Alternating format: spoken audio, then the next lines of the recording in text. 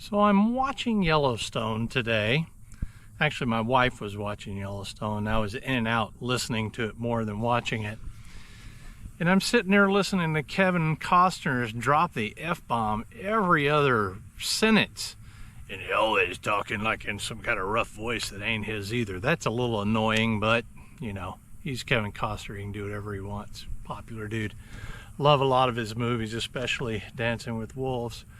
But the point is, I got to thinking, most of the TV today, cable or otherwise, streaming, whatever, is just full of explicatives, curse words. You got your dams and your shits, and I don't want to say an F word yet, but I'm not saying I'm not going to in the future. So I was thinking, why do I have to pretend to be G-rated like a 5-year-old is going to watch my YouTube show or videos or what have you? And I'm thinking that's what parents are for. They're the ones who are supposed to monitor their small children, right? And by the time a kid is a teenager, 12, I'd say 10 and above, and even younger, they've heard and seen everything anyway. And you guys as parents, a lot of you're dropping curses every left and right anyway. So I got to thinking, why am I doing that? And then it led to, why am I not expressing my personality more? And I think my personality is pretty cool. I mean, it's a little edgy, you know, but I get a lot of laughs from friends and family. And so I'm going to start incorporating more of my personality. So if you're a snowflake and you like no cursing, don't watch my video starting next week. This is for this week. It's kind of a heads up warning. Also, the YouTube, if you've been a part of my channel for a little while, you know that I've been from video specific topics to every 2 or 3 days, 4 days, all the way now to I do it once a week. This is going to be the 4th one that I publish today, the one you're watching right now. And all my videos are longer. They're significantly longer, anywhere from 45 minutes to an hour. So I'm thinking, as I'm watching my favorite news show, I'm more like news for gardening in a way, in that I'm presenting something, a topic, and then it goes from topic to topic to topic. So I'm thinking, you might as well just call yourself a show. Not to be, you know, presumptuous, just because that's kind of where I've migrated to. It's not that it's easier, it's just, you know, more of how I want to do it. I'm just kind of tired of YouTube anyway, because it just seems like everybody on YouTube these days is in it for money. They regurgitate the same stuff over and over and over and over. I was looking up something today to help, because I'm not an expert on everything. I don't ever pretend to be. What I typically do is just showing what I'm doing. And then if you want to do it, fine. If you don't, fine. But I'm watching a YouTube today, and I wanted to look up something. I look on it, and there's a gazillion videos doing something the exact same way, with a clickbait title saying, don't do it before you do this, and all this other kind of shit. Yeah, I said shit a little early on the PG. I'm going from G to PG-13, maybe a little bit more. So what it has done is it's loosened me some. I don't want to be like all the others. I want to be who I am, so a little bit more of my personality is going to come out in these videos. So I guess this is a heads up. The Gardening with Brent show starts next week and kind of follows this format. And also I'm going to add an off-topic, off-gardening topic, just to address some things that are just going on in my head lately that just, I think, is just retarded in the world that I see going on. I'll try to keep it in more or less a neutral form, but like everything else I've always said, I don't want to censor you. I don't care if you agree with me or not. I'm not here for accolades. I don't think YouTube should be here so people can get, oh, you're so great and all that kind of stuff. But I'm here for conversations and back and forth. I fully respect your beliefs and what you think on topics. And I think that's very, very important that we respect others and their opinions and topics. So in this video and from now on, I will try to present that in a way, and you can leave anything you want in the comments and I will not delete it unless it's profane or you're just constantly badgering, which goes nowhere. So I won't, free speech and all that. So that's pretty much it. This is a warning, if you will. We're gonna get a little spicier starting next week. So thanks for watching.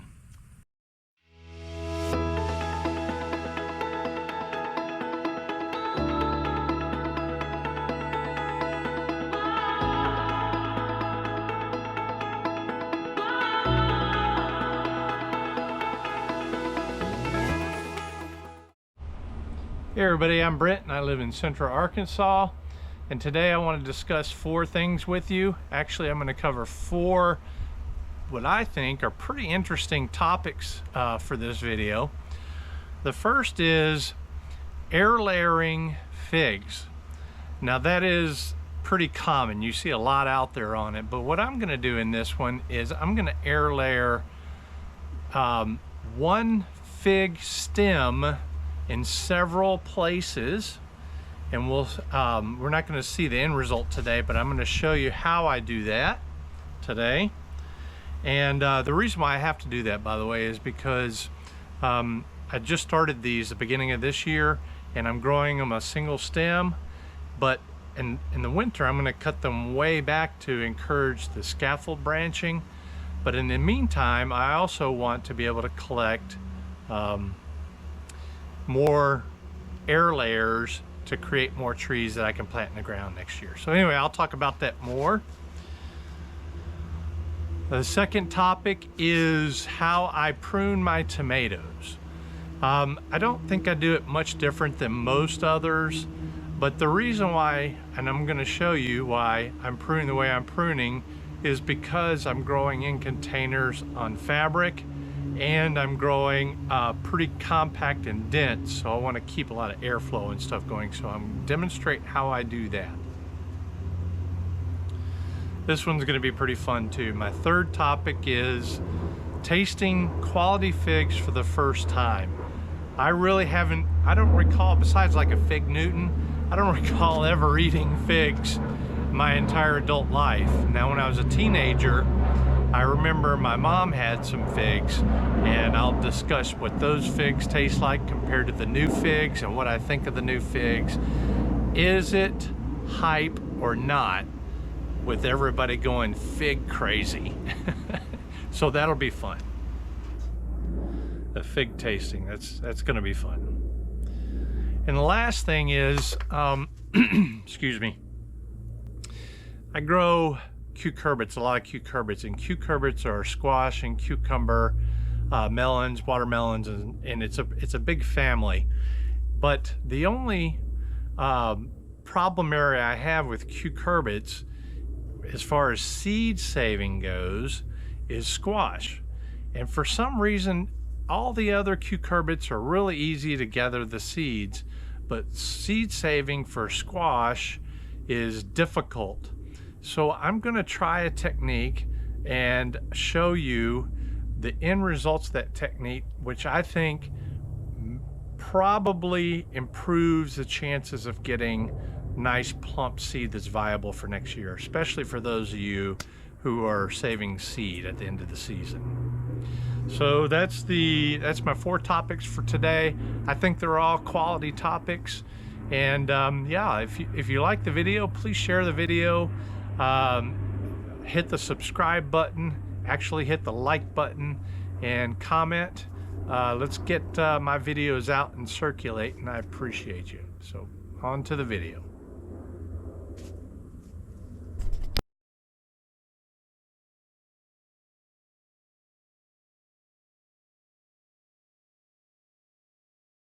So I'm here with my figs, and if you look behind me, you can see that a lot of them are quite a bit taller than me.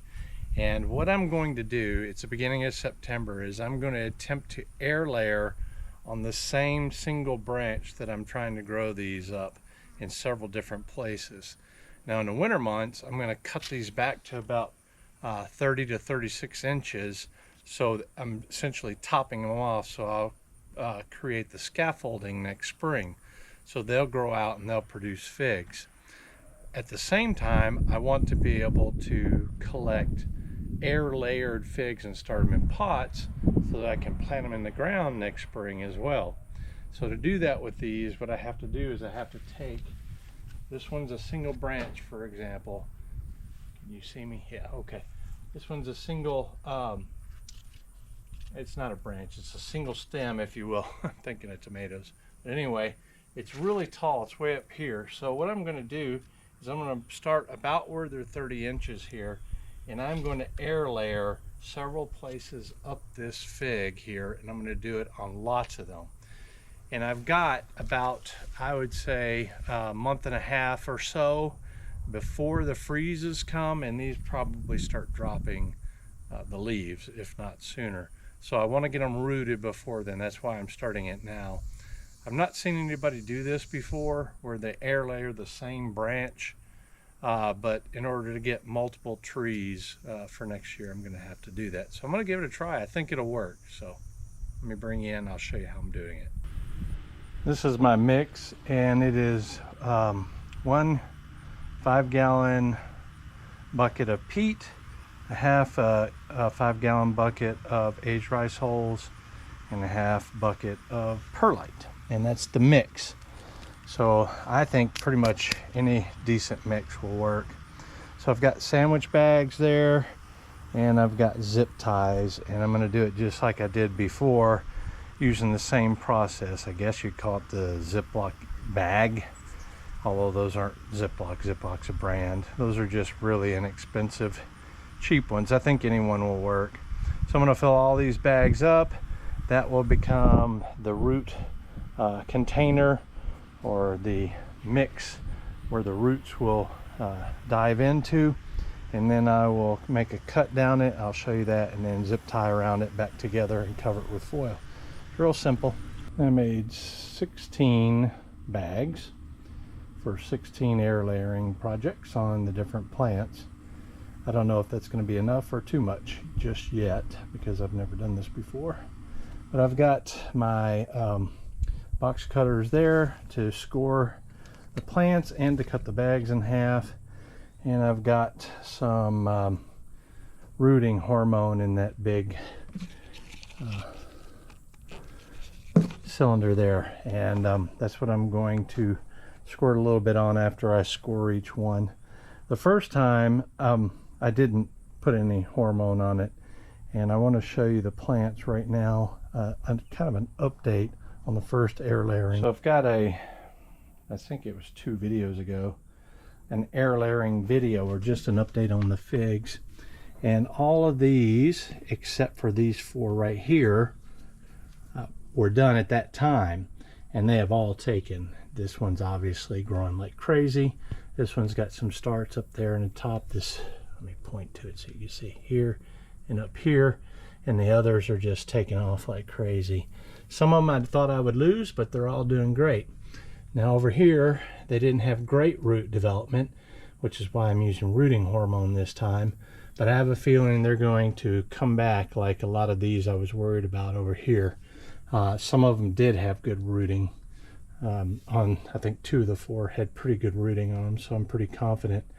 The little bitty one there in the second from the end, that was an extra Chicago Hardy that just was a little bit underneath the soil. And I have 1 node next to that leaf, and hopefully that'll take off too. So that's what the air layering first go did. I got 100% success so far. This first pot has Black Madeira in it, and it's not aggressively growing tall, but I've got a lot of good figs on it. And so I'm going to start up here at the top, and I'm going to remove some leaves. I'm going to cut it back to about this height, probably which is not that far. I'm going to get a tape measure and make sure it's right around 30 inches because I want all the trees to be consistent, because I don't know, I'm just built that way. So anyway, we'll come up about 30 inches, and I'll go no further than this in the cutting. So I may get 2 out of this, possibly 3. So we'll see. I'll start with this one and we'll go from there. I've never eaten any fig other than one my mom grew when I was a kid. And so this is a Black Madeira. It's supposed to be a premium fig, and I want to taste it. I've already got 2 air layers I pulled off the bottom here. I think they'll be successful. So I cleared off just enough here for 1 air layer, and I want to let the rest of the figs grow because I want to taste them. So if this one's successful, that'll give me 3 more plants. So at this point up, I removed the small figs and all the leaves, and you can see the sap running there from the fig. And that's caustic to some people. Maybe people have allergies to it, I'm not sure, but people don't advise touching it, so I'm not going to. I'm wearing gloves. Behind the fig, I've got the Ziploc bag. It's not Ziploc, but you know what I mean. And 2 zip ties and the rooting hormone. So I'm going to take the box cutter first, and I'm going to figure out kind of where I want to orient it. Somewhere in here, just leaving the top. I'll go ahead and remove this one. And there's only about maybe 8 or 10 figs left, so I don't want to do too much. So I'm going to score it. Some people, they girdle it, and some people will just put scores on it. So I want to leave some tissue for the phloem and xylem to go up and down, but at the same time I'm going to score it because I want good root development. And I even took a piece out here.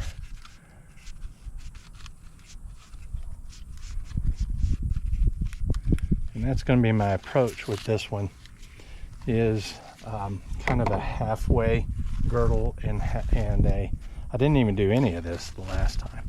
So I'm going to put this over it down here below, push it together like so, and I want to be careful not to push the plastic in. I learned that lesson from the first time. And then I'm going to take a zip tie. Hopefully I can do it without fumbling too much in front of you. And I'm going to put it on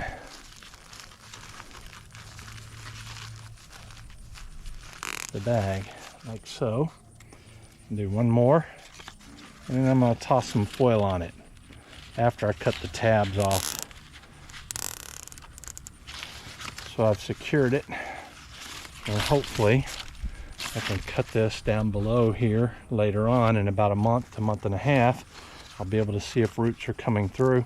There's a little bit of an opening here, and this has got this syringe has got rooting hormone in it now, so I'm going to inject just a little bit in here. I should have done that in the beginning, but I'll inject just a little bit in here to help with getting it started. There we go.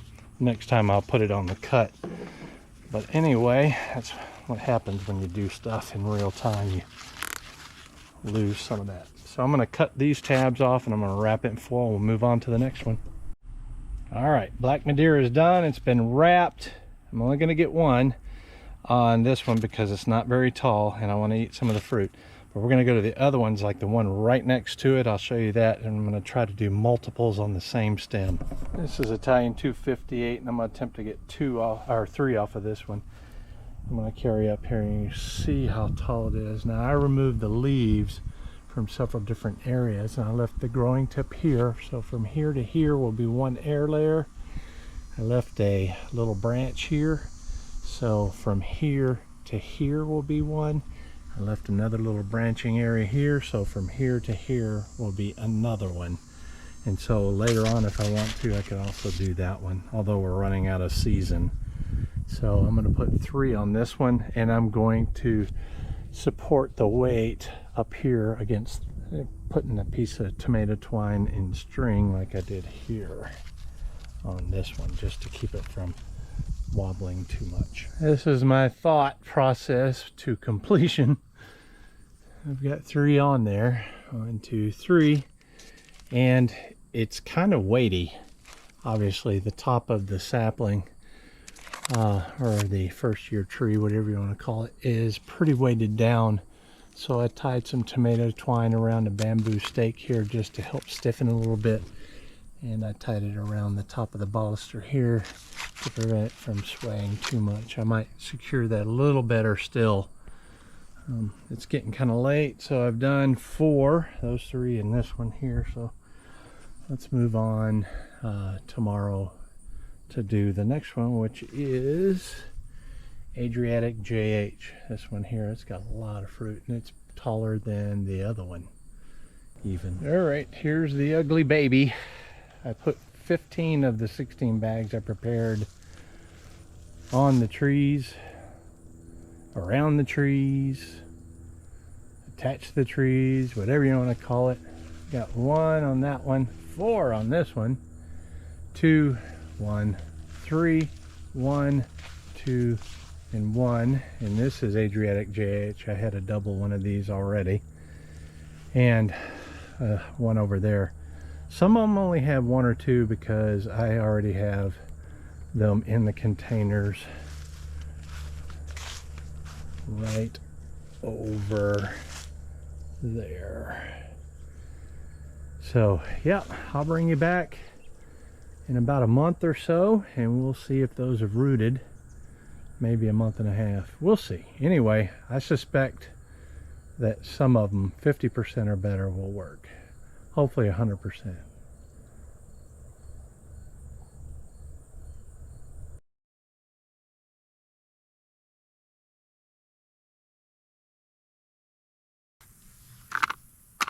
Alright, I'm down here on the ground and I'm going to show you how I keep my tomatoes in check, how I prune them, and my thoughts on it as I go. So I have a pair of shears here. I use this Germex sanitizing stuff, and I clean my hands and the shears every few plants or so, and that keeps them sterilized at least good enough for my taste. And the first thing I do, I've got here is cherry tomatoes, and if I've got 2 cherry tomatoes in one container, I grow them to 1 stem each, and the one next to it, if I've got just 1 in it, like this one, I grow it to 2 stems like that. And the primary reason I do that is to keep airflow coming through, and to be able to supply enough nutrient and water to whatever amount's growing. And so I want 2 stems either way, 2 single stem plants or 1 double stem plant. So every week or so, I start at the bottom here. I'm sitting on the ground here, and I prune up, depending on how tall it is, several of the leaves.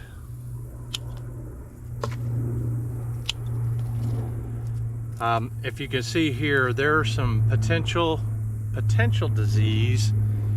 It may just be getting old, but the bottom limbs are getting tired, and I want to make sure and remove those so that the growth tips continue to be healthy and put energy into the growth and the tomatoes instead of trying to hang on to these lower limbs.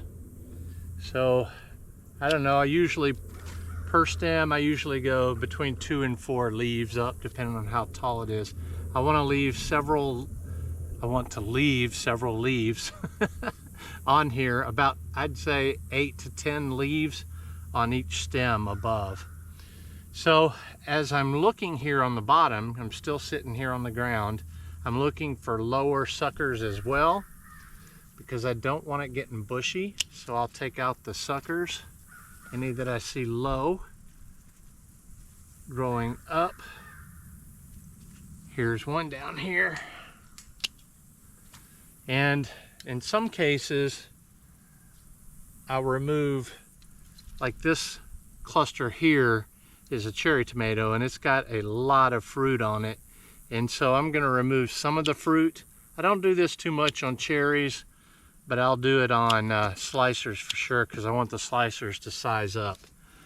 But what this does is the tomato's going to try to take care of this bottom cluster first, and then it'll go up to the next cluster for fruit.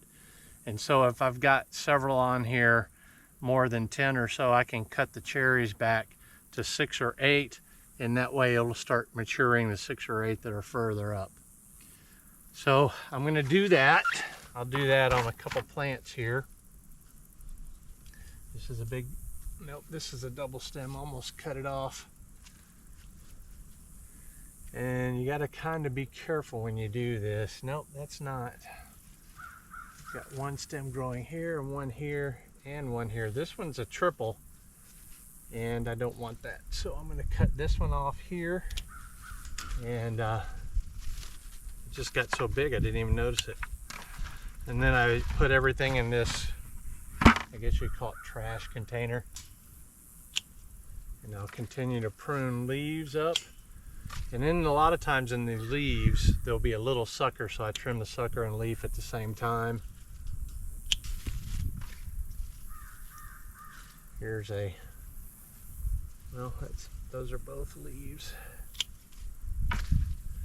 Over here is some fruit. I'll just cut a couple fruit off of this one.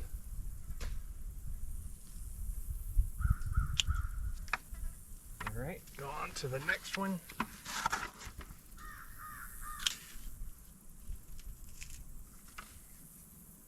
Sucker and a leaf. We got a sucker growing out of a tomato cluster. That happens sometimes.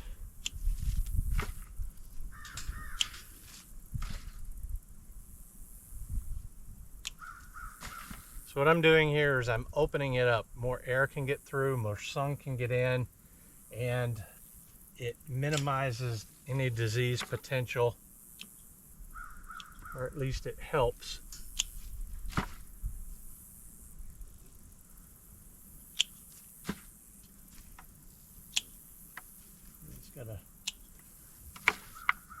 I had a sucker and the leaf at the same time.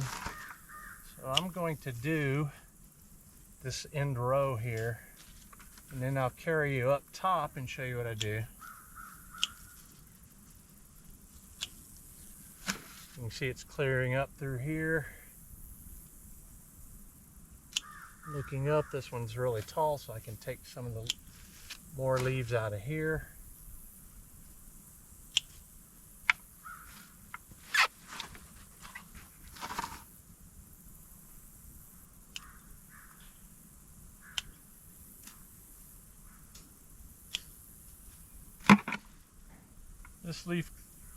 This flower cluster here is so heavy. I'm going to remove, it's already bent over some, but I'm going to remove some of the fruit anyway.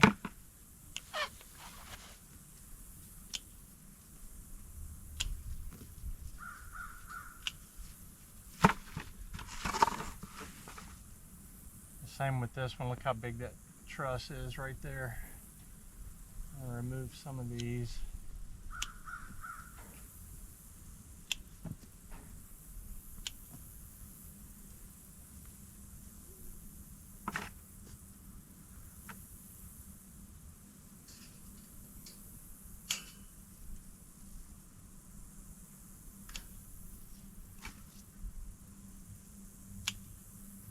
All right, that's the bottom, and it looks a lot cleaner. I like that. And when I'm working out here and doing things, when they get to this level, I don't have to fiddle with it as much by getting down on the ground, because now I can stand up and do the same thing, but it'll be at a higher level now because I've already done the lower level. Hopefully you can see what I just did. So we're up high now, same set of plants. And this is 2 single stems, if you remember. And I've got a sucker here I'm going to remove. And I got a little sucker here. Normally I'd wait on this, but since I got you here. Now I take these and I put these in my mouth, and I use this tool here. I'll show you the tool before I do it. This is a, well, it secures the plant, whatever plant, to the trellis. And when you clip it like that, it pulls out a little piece of plastic, and then when you put it around the plant or the stem, like here, it uses a staple to secure it. And so that's a real handy. You can do a bunch at one time, and I'll do that as we go down here. Remove suckers and secure it to the trellis. I got a sucker here. I just pinched that one out because it's so small. And then when I am putting these on here, sometimes you got to manipulate the truss.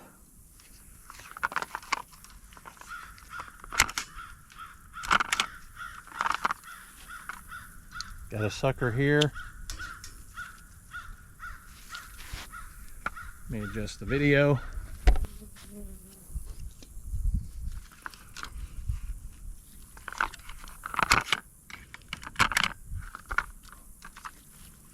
Got a sucker here. This one needed to be secured to the trellis a few days ago because it's quite long since the last one.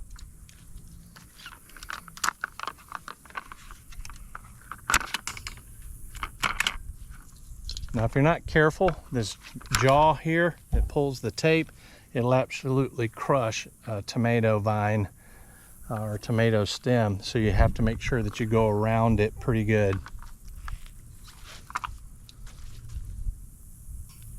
Sucker.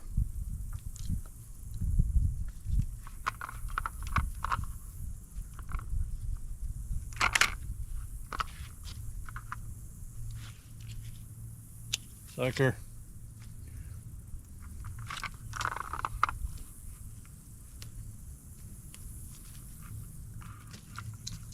Lost a leaf. Trying to put it in here so I can secure it to the vine. Secure the tomato stem to the trellis better. So I broke off a limb. Sometimes I do that.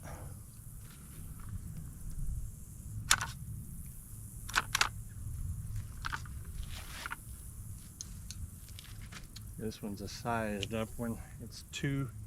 They're going to single stems, and this one's aggressive. Very hardy. It's something I look at when I'm in my breeding work.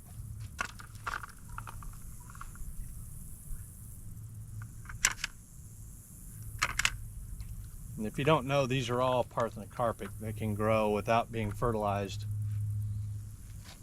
Got a long sucker here.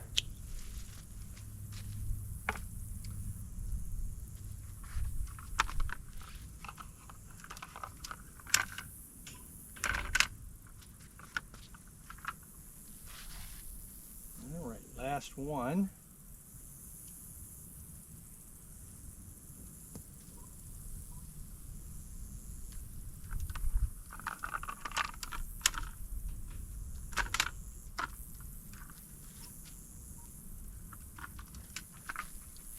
Got quite a long sucker on it.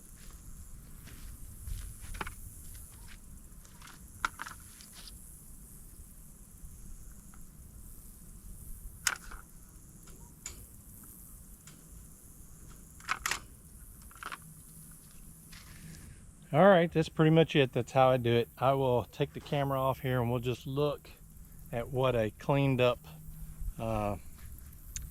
set of tomatoes looks like post pruning.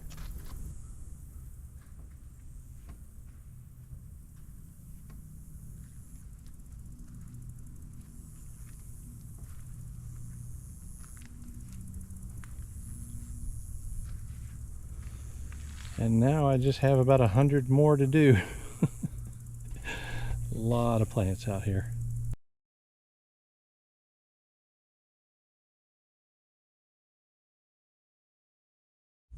Today is September 10th. And I've got Black Madeira KK here, Italian 258. I've got a Adriatic JH here. And the reason for this video is this one is starting to swell. It's not soft yet, but it's starting to swell and get a little droopy. I've got a Cadota here. None ripening on that. I've got a Violet Dated Bordeaux here. It's only got a couple figs on it, and it's, well, maybe one fig, and it's super tiny, so this isn't going to do anything. This is a LSU purple. It doesn't have any figs on it at all. Black Mission, no figs on it at all that I can see looking now. And a Chicago Hardy, which is what prompted me to do this. I've got some big immatures there. I've also got some that are maturing here.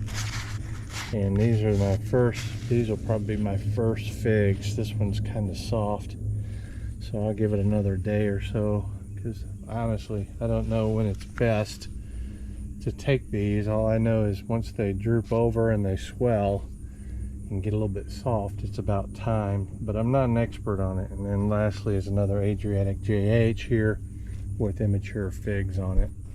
So I'm hoping to get a taste test on these two, Chicago Hardy, and what was the other one?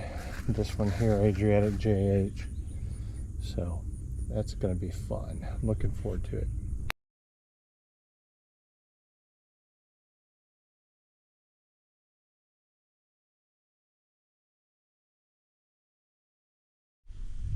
Francine is still overhead, so we've got kind of a dreary day again, second day, and all this rain is causing some splits here with the Italian 258, which is unfortunate because that was the only good one I had besides this one. So this one's probably going to spoil. It's still quite hard. I've got a Adriatic JH down here that's beginning to swell, and I've got one in this bag here. And if you look at it, it's getting the telltale spots that you see in a lot of the light figs, and it's soft. I think it's ready.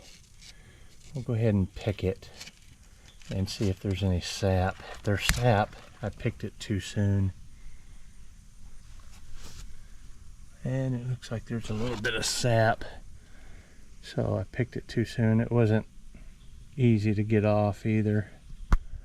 So yeah, I got a little bit of sap, but we're gonna taste it anyway because I got it wrong on the first time. Okay, the other ones that I bagged over here, they're the Chicago Hardy, and this one I've already checked on. This one's soft, but it's not ready yet. This one's quite soft, but this one up here is the most soft, and so I'm going to take it. It came off easily. I'm going to undo the bag here. Oop, I squished the fig. Darn it. Hopefully that won't affect the taste. So I'm trying to get the fig here. Okay, so no sap in this one. Sorry for the camera work, I'm holding it.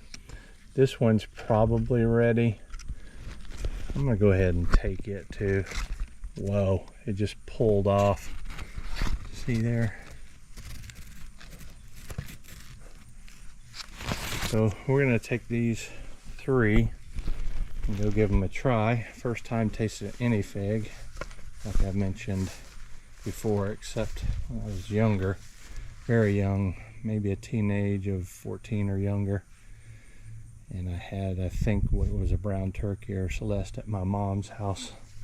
Figs that have been in the family for many, many, many, many years.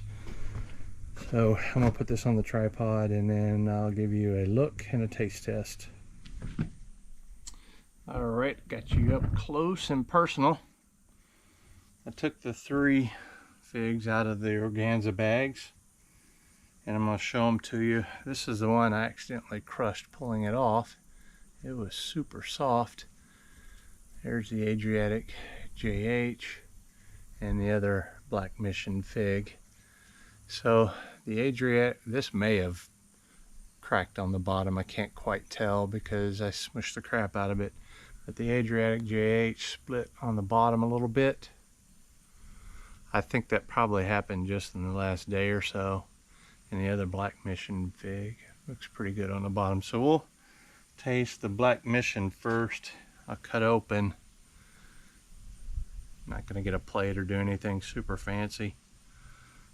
Wow. I use all kinds of descriptors for these figs, these people. Oh, how jammy, how juicy, and all that. And it's pretty true. Look at that.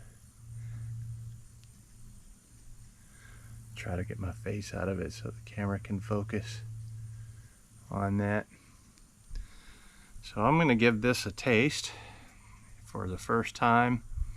And again, I had either a brown turkey or Celeste, something that was on the family property for ages, great-great-grandfather or further back even. And it had what I call a figgy taste. I always related that taste to that experience at that time.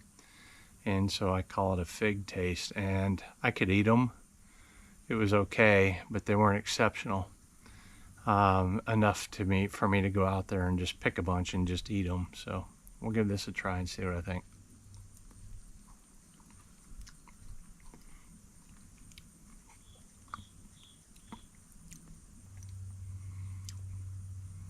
That is not figgy. That is exceptionally good. Now this is a black mission, and it has, to me, very fruity tones.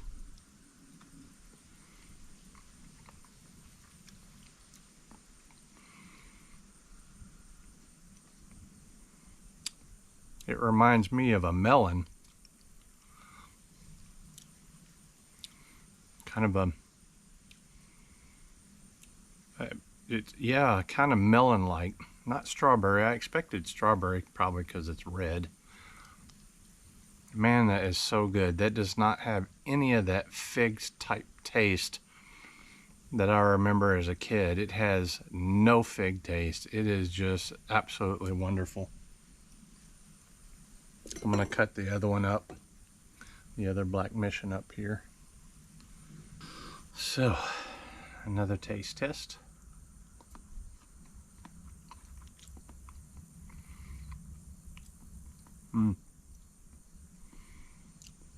It's pretty much the same quality as the first one, maybe a tad bit less intense. This is so good. This is so good. And people say this, like, this is my first quality fig, I guess you will. And they say that, I think they say that the Black Mission's the standard. Maybe it's another one. But anyway, this is exceptional. I would have never guessed. I should have been growing these for a long time.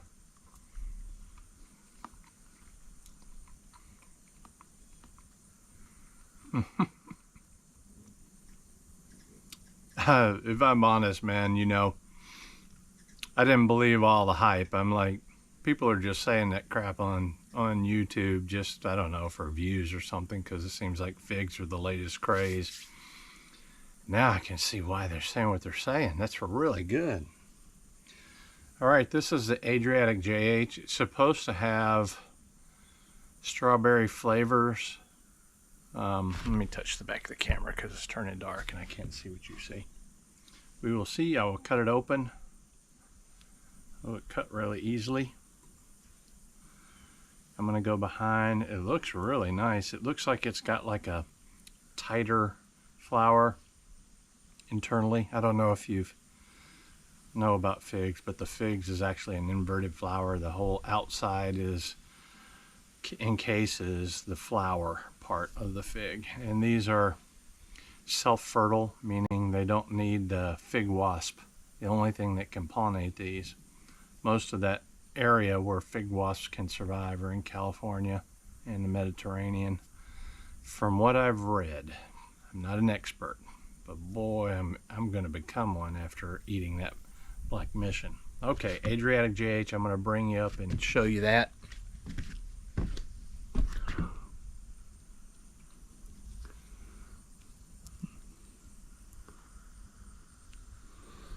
It's so cloudy, I can't quite tell if you're getting a good view.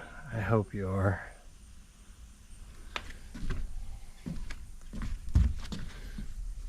This one is firmer, but like I said, or like I showed, I think it had a little bit of sap, just a tad bit of sap, so it might not be as ripe, but we'll give it a try. I'll tell you what I think of it.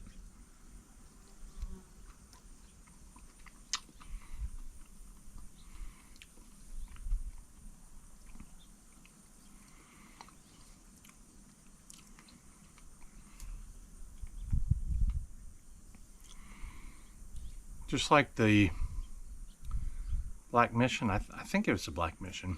I have a Chicago Hardy. I can't remember if it was Chicago Hardy or Black Mission. I'll put it in the video. But just like that one, no fig, what I call the fig taste, that distractor taste. It's really good. It's creamy. It's not quite as intense as the other one.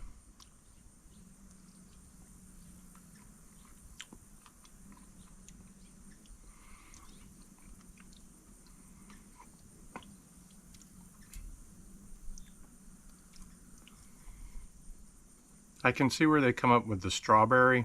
Adriatic JH tastes like a strawberry. And I'm sure each environmental condition is different, but to me, I won't say fruit punch, but it's a mixture of berries. And it's got a really creamy, smooth, I couldn't tell you which one I like more. I think the first one I like a little more. But that one was fantastic too. That is not anything close to something I wouldn't call not good. That is exceptionally good. That's way better than good. Anything I would have ever imagined. Because when I came out here to do this taste test, honestly I didn't think I would like it. And I was going to be honest with you. I always try to be honest. And so, based on my first perceptions and these two trees not being supposedly the best quality, I've got an Italian 258 and a Black Madeira that I'm really anxious to try. I'm not sure I'll get fruit off of either one of those this year, but if those two are higher quality than these, oh my God, I should have been in figs a long time ago. These are exceptional.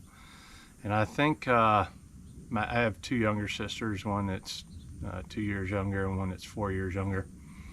And I'm giving them a couple of figs as housewarming guests and housewarming gifts,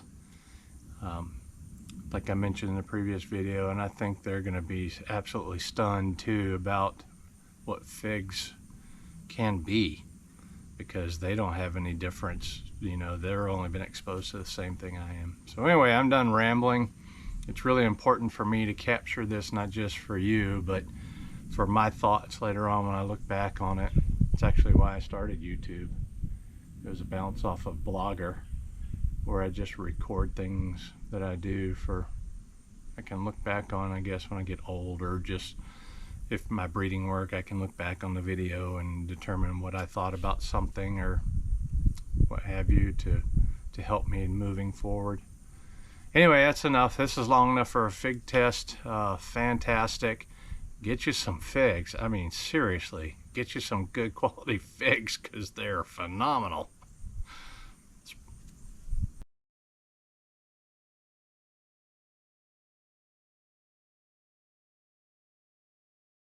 Today's video is about squash seed viability and the process it takes to get the most viable seed.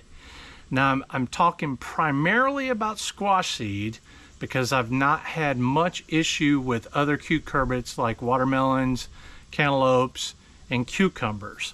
But I have had significant issues trying to get squash seed to mature to a level where you get great viability and the squash seed looks nice and plump and just, you know, perfect for confidence that when you put it in the ground it's going to germinate great for you.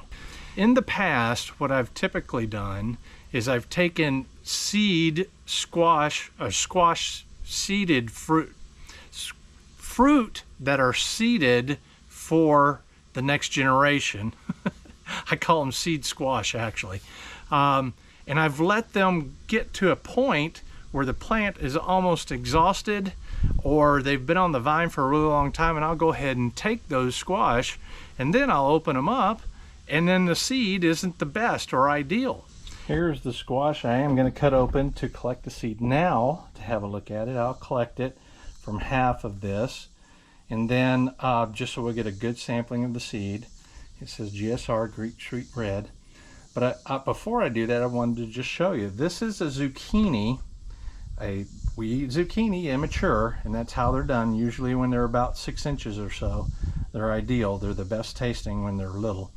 But anyway, this one was allowed to stay on the plant for a really long time before I collected this fruit. And it has a similar feel between the summer and the winter, and the species, they're different, but the squash behave like this is a machata and this is a Peppo by species. C. Peppo, C. machata. But anyway, if I had another one, winter squash, they're the same. They both indicators are really tough skin. It's hard to penetrate with your fingernail or scratch. It doesn't do much damage when you scratch it. It's the same with both of these. This one actually scratched off a little bit. But I've already collected seed from a sister to this one, and they were pollinated at the same time. I collected a seed from a sister of this one probably a week to 2 weeks ago, and the seed were beautifully plump and perfect.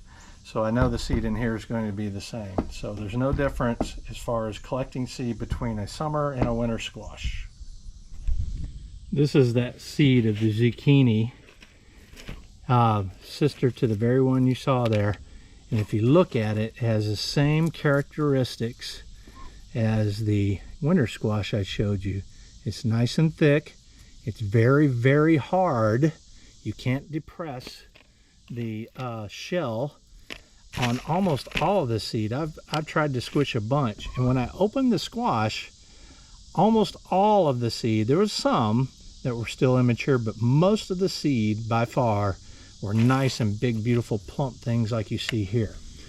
All right, what you're looking at here are 2 examples of Greek Sweet Red winter squash.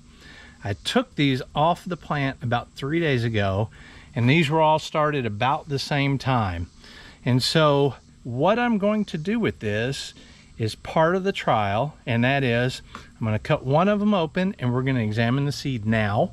And then I'm going to take the other one and I'm going to wait at least a month, probably closer to 2 months, and see if the squash seed from one of them is more mature than the squash seed taken right after they're pulled off the plant. Now these are not as fully mature as they could have been. I'm going to show you the difference between these two and one that I'm letting hang on the vine till absolutely cannot hang on the vine anymore. All right, let's walk over here to the raised bed garden where I got those from.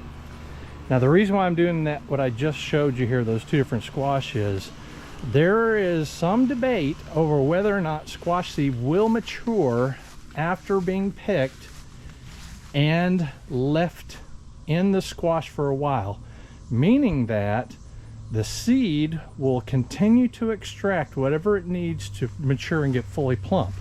I'm going to test that theory, but in my experience, from what I anecdotally have noticed, is that it does not mature anymore, even if you wait a couple months. But we're going to see that. I'm going to actually test that.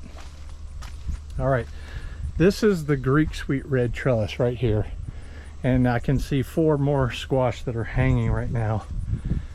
These 2 have a yellow tag on them because they're a cross that I'm going to make a hybrid from and see what that looks like. And these 2 I'm leaving on for absolutely as long as possible. They are further along than the 2 I just showed you, and you can tell that because the skin is duller. It's got like a haze to it on both of these actually, whereas the other one doesn't. Another thing is that the stem is harder and not corkier, but just really, really hard and dense. Plus the little tendril here has completely dried up, kind of like a melon. I don't always go by that. Like this one's a little bit green still, so it's probably a little less than that one. But the plant itself, if you look over to the left of it, you follow the vine of each one of these, they still have a bunch of green here, so they can continue to supply the seed within these two squash and hopefully fully mature them. Now I want that third plate of seed that I showed you, the one that's beautifully plump, I know will work, because as a breeder, I don't want to have no seed. That means all my efforts growing these bad boys out was for nothing. And so I thought it would be a great chance to trial all of these things myself. Now my money's going to be on these being on the vine quite a bit longer, because I know they're going to be ahead of the others. But the question is, one of the ones over there that I cut off 3 days ago, will they continue to mature the seed as well as this squash right here? Here's one of the two, and just an initial look at it, the seed doesn't appear to be very viable, and that's a good thing. There's probably some in here, yep, like this one, where it's sort of viable. It looks like it might be viable. But what's going to happen is I'm going to take the seed from one of them and I'm going to clean it, and I'm going to let it dry on a paper plate, and then we'll evaluate it. The other one will continue to ripen within the squash, or potentially ripen within the squash, and we'll do a comparison of it to this one, and that'll tell us kind of, it needs to be a bigger trial to be certain, but it will give me an idea of if the seed ripened further within the squash. And I need to turn it on, and I'm going to use the shower mode. I'll start off a little bit light, and then I'm going to add to it. We're going to see if we can blow off a large portion of that with shower mode. Once I rinse it, what I do typically is this. These are wet, so most of them aren't sticking, but with tomato they're all over the place. So I'll take and I'll put it over, and I'll just thump all the ones out. They come out real quick. Some, watch me knock this over and ruin this trial, having to pick all this up out of the grass. Wouldn't that be awesome? You would laugh. No, you wouldn't, because I wouldn't show it to you. Anyway, I'll separate this a little bit, and I'm going to take this into the house, and I'll put it in the bedroom. It's a spare bedroom, but it's actually my working room for all seed, and we'll let it air dry on this paper plate. Here's some other projects. Same type of thing I do with seed saving and whatnot, but I'll put these here for a few hours. And what I didn't mention out there outside is that, look here, look at all them tiny seed. I'm bringing in close so you can see. I'll come back in a few hours, 3 or 4 hours, and these will be pretty dry by then, but a bit damp. And what I can do then is use my fingers and go around and separate them from each other, because when they're wet, if they dry stuck together, sometimes they will be hard to take away from each other, and we want to see the complete thing where they're not squished next to each other, where they're independent, I guess. So there's a lot of seed there. Most of it's immature. We have some plump seed, some shell that are so thin you can see through them, and everywhere in between. All right, it's been 7 weeks, longer than 7 weeks, but right at 7 weeks. I'm going to cut this open, and we're going to take a look and see if the seed in this one is more mature than the other one. Now I'll clean it and I'll put it on a paper plate and we'll dry it, because that's the ultimate test, is what the dried seed looks like compared to each other. Right off the bat, I can tell this seed is more mature than the other one, because just a look at it, just a general look at it, and you can see the seed appears more viable. I'm really kind of shocked, because I didn't think that leaving it in the actual fruit would mature it off the vine. I thought it needed supplement from the plant to continue to feed it from the roots and the soil and all that. but evidently the fruit has the needed requirements. Now, I'll definitively say after I take all the seed out, wash it, and then compare it in a day or two. And these squash, again, I'm not sure if I said it because it was a long time ago, but these two squash were pollinated and removed from the vine about the same time, so they should be good equivalents to each other. I can already tell this seed is significantly better after all this time. Now, is it a coincidence? It could be. I mean, it could be. I've got two other squash here, a honey gold and a Greek sweet red, that were also picked around the same time, and they've been off the sitting. One was sitting on the table here, the Greek sweet red, and this one was sitting in a raised bed out in the sun. And I'm going to look at these seed too. There's some in here that aren't the best, but there's a lot of good seed still, I can tell. And it looks like a good majority of the seed, if not most of it, is also quite viable. But I'll take those out and look at those as well. This is the seed by comparison.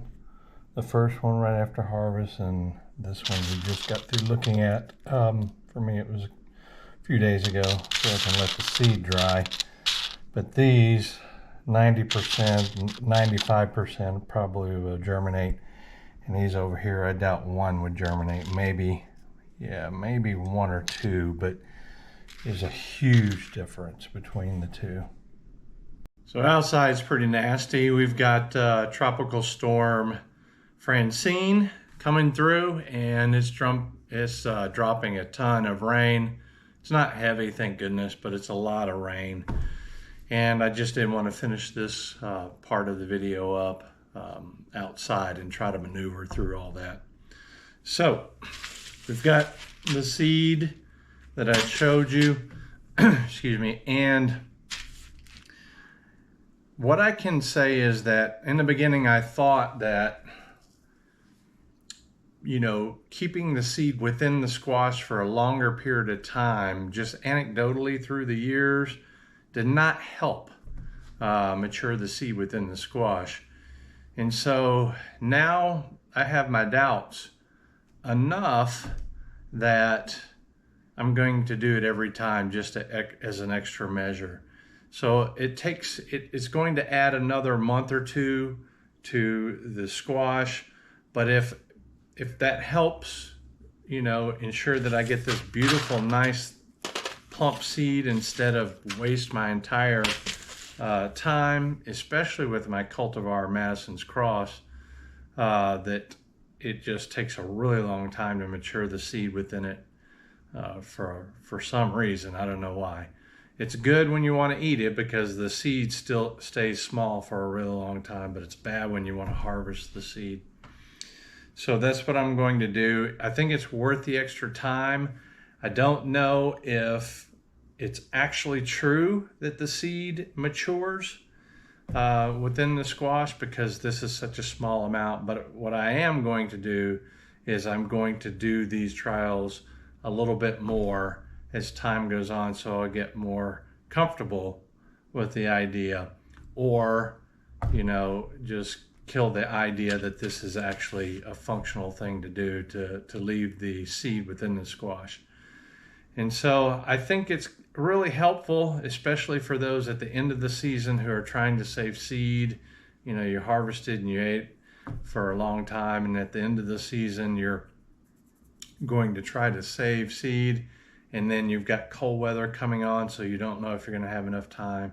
It may be worth going ahead and harvesting the squash, whatever that squash may be, winter or summer, and leaving it on the table for a month just to see if it'll mature the squash seed better for you.